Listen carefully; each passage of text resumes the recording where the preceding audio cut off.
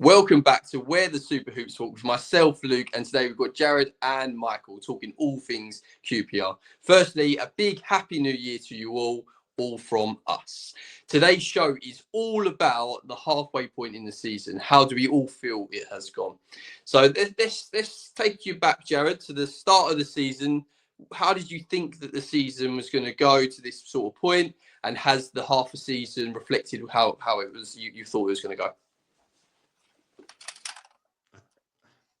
I really honestly didn't know how it was going to go. I think we were a really hard team to predict. I think the last few years we've kind of struggled along a little bit. I think deep down, if you'd offered me a top half finish, I think I'd have been happy with that. But I think so far it's probably surpassed most of our expectations, and I think we're all quite excited about what the next few months can bring for us. Definitely. What about you, Michael? Is it? I mean, everyone, you sit there and you go, right, I think the season might plan out this way. Did you think, or has it beaten expectations to be where QPR currently sit halfway through the season?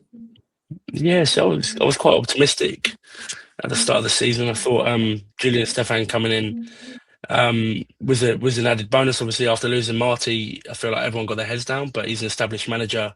He's done it in France. And I was pleased with our signings as well. Obviously, I didn't realise Maddison was going to play as well as he was. But obviously, bringing in what League One's highest goal scorer last season, their best winger in Pocker as well.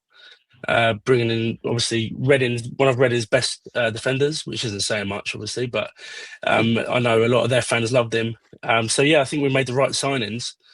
So I was feeling positive, but I didn't think we would be in such a good position as what we are. I think we're 3 points off third, which is great at this stage of the season. And going into Portsmouth, I can see us, hopefully going into the new year in the playoffs. Yeah. Hope fingers crossed for a good second half of the season. This and yeah, Michael, you are the optimistic one, and I actually think it's rubbing off on Jared a little bit because Jared, I feel like you're becoming more and more optimistic as the weeks go on, mate.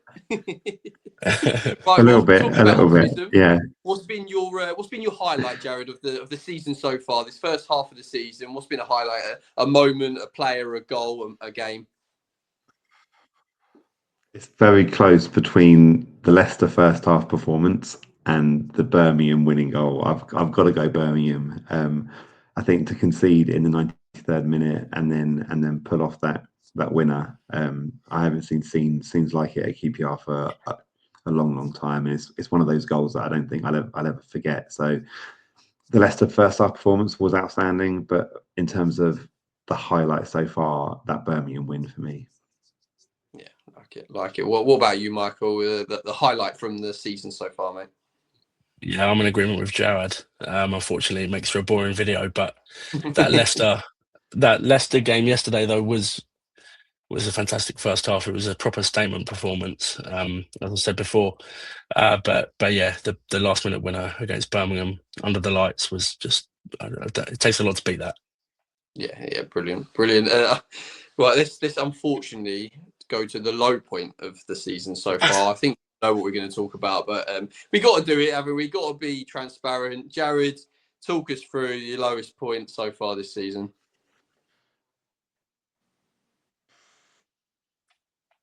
Well, the Coventry 7-1 defeat, I think, at the time felt like we couldn't get much lower.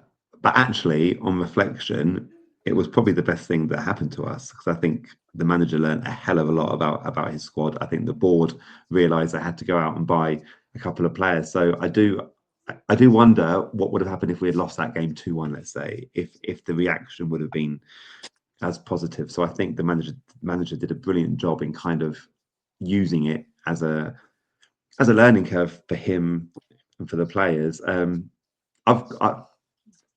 From a personal point of view, from a game that I was at, the Ipswich defeat stung a bit because I think the manager got a few things wrong that day, and I think it's a game that we probably could have got a positive result from with maybe a different starting team. So probably came away from that game feeling really deflated, I would say. But yeah, that Coventry defeat, you can't scrap that from the records, can you? So no, but what a glass half full attitude towards it, though. I love that, and I actually think you're right, Jared. It Yeah. was the catalyst that really set the set. I think that the run from then, and the reaction was brilliant. And would we be seeing QPR as high in the table as they are without that sort of defeat? So yeah, love that. Michael, what about you? Was it the Coventry game, or is there any other moments as well that you can think it was a bit of a low point so far? Yeah, I mean, it's hard to look past the Coventry game for not being the low point. A 7-1 defeat is an embarrassment. But like Joe was saying after the game, Julian Stefan said, "I'll put this right next week," and he did. And I think that's when our fans started to trust him. Because I think when you lose 7-1, it's very difficult to keep the fans on your side. But also, we probably didn't know how good Coventry were then. They are taking the league by storm. They are scoring a lot of goals week in, week out.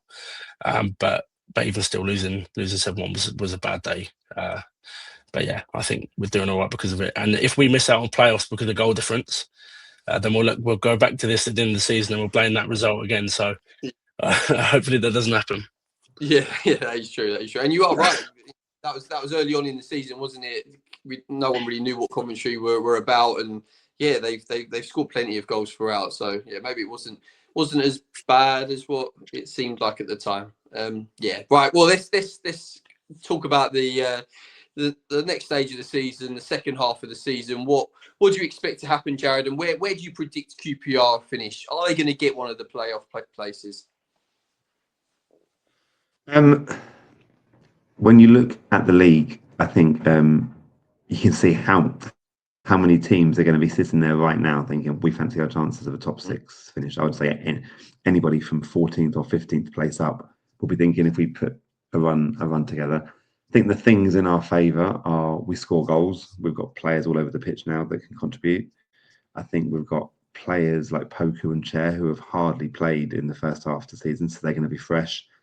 If they can get fit, they're going to be like 2 new signings. And I would have thought where we are now, the board will go out and strengthen. I think if one of the strikers gets injured, then there's virtually nothing to come in their place. So that's the biggest concern for me. In terms of prediction, I would love to say top 6. I've just got a feeling it will be 7th or 8th place, maybe 8th place, and giving us something really to build on next season.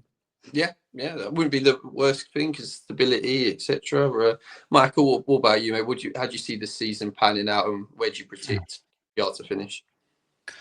Yeah, so I think it's hard not to disagree. It's hard not to agree with Jared. With I think we'll miss out, but I think it'll be a blessing in disguise if we do. I don't think we're ready to go up yet.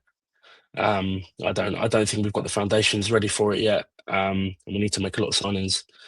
Well, not a lot, but we need to make some signings in January to sort of shore up the team. And I think going into next season, having a full summer, again, another season with Julian Stefan, and then next season we can look at going up to the Premier League. But the optimist in me wants to say we finish 4th and then we go up via the playoffs in May, and then we can just deal with that when we get to the Premier League and try not to spend too much again. But yeah, that's what I'm hoping for. Yeah. I think that's sensible though. Like I said, stability, not going up too soon is also a good thing. So yeah, I think no matter what, it's exciting second half of the season for all QPR fans. Yeah, thank you very much, boys, for a great conversation, and thank you everybody for watching at home. Please like and subscribe, and please get involved in your comments below, talking all things QPR.